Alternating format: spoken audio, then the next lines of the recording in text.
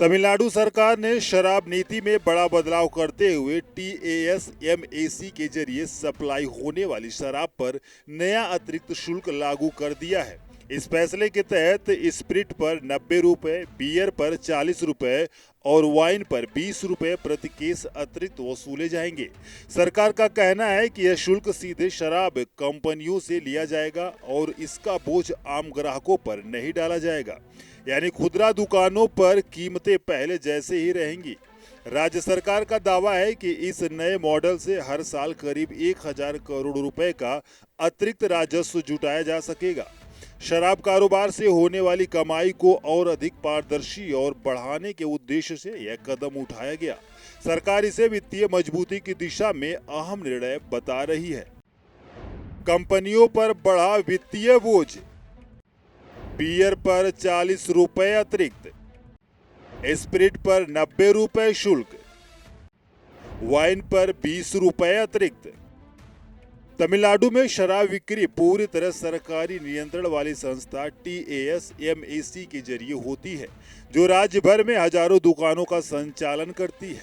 नई नीति के तहत अब शराब बनाने और सप्लाई करने वाली कंपनियों पर सीधा आर्थिक बोझ बढ़ा दिया गया है।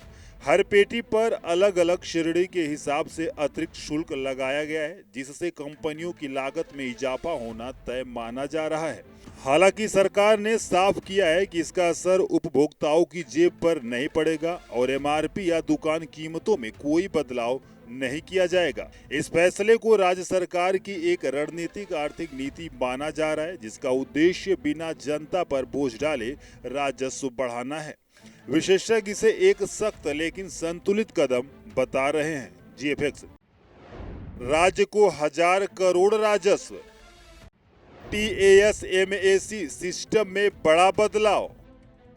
इस नए शुल्क मॉडल को लेकर शराब उद्योग में हलचल बढ़ गई है। कंपनियों के लिए यह सीधा वित्तीय झटका माना जा रहा है, क्योंकि अब हर केस पर अतिरिक्त भुगतान करना होगा, जिससे उनका मार्जिन प्रभावित हो सकता है।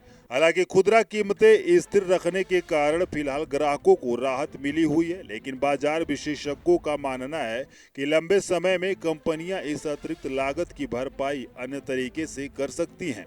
वहीं सरकार को उम्मीद है कि इस नीति से राज्य की आय में बड़ा इजाफा होगा और शराब वितरण प्रणाली और अधिक पारदर्शी बनेगी। यह मॉडल अन्य राज्यों के लिए भी एक उदाहरण बन सकता है, जहां सरकारें जनता पर सीधा बोझ डाले बिना राजस्व बढ़ाने की कोशिश कर रही हैं। आने वाले समय में इसके प्रभाव बाजार में स्पष्ट रूप से देखने को मिल सकते हैं।